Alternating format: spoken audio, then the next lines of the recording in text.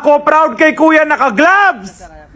Kamayin mo na lahat, Lodi! Kamayin mo na lahat! Naka-gloves ka! Yes! Yes! Finally!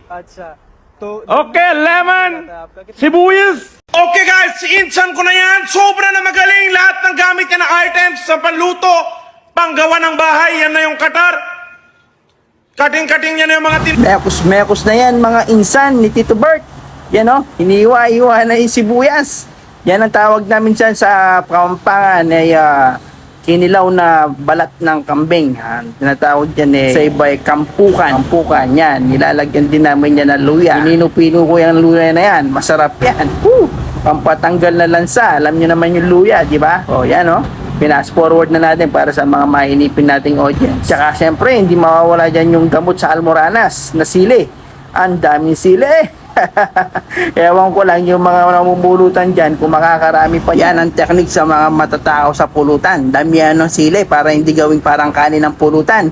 Blowtorch ko na rin pala yung balat ng kambing gamit yung butane na blowtorch para matanggal yung excess ng mga balahibo. Dahil wala tayong griller, blowtorch na lang natin yan gamit ng butane para medyo maging crunchy at para magmukhang sinunog sa ihawan. Hindi pa nga nakontento si Tito Bert dahil walang ihawan.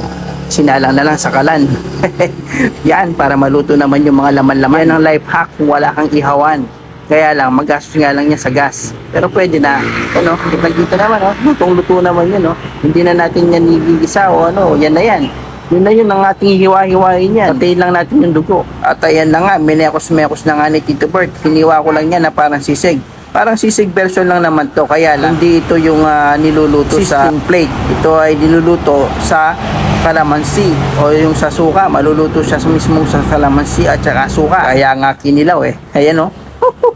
Sarap niya. I-fast forward na nga natin itong ating pag-iwa at mainipin ng ating mga audience. At pagkatapos nga natin iwa-iwain ng balat ng kambing, pagsama-sama naman natin yung sili, sibuyas, kalamansi at saka paminta. At syempre di rin mawawala dyan ng ating luya, pampatanggal ng anggo at lansa. At ayan na nga, kinamay na ni Tito Bert pero nakaglove siya na, sobra na yan. Sobra na yan Tito Bert, mekos-mekos na yan Tito Bert. Lagyan ng asin, pampataas ng creatinine, samaan mo pa ng bilog na gin. Ay, sarap. Mekos-mekos na yan Tito Bert, magagalit na si Mr. Nobody niya sa'yo Tito Bert. And tada, yan, matapos natin kinamay-kamay. Mukha naman masarap. Aprobado naman ito sa ating mga maminginom.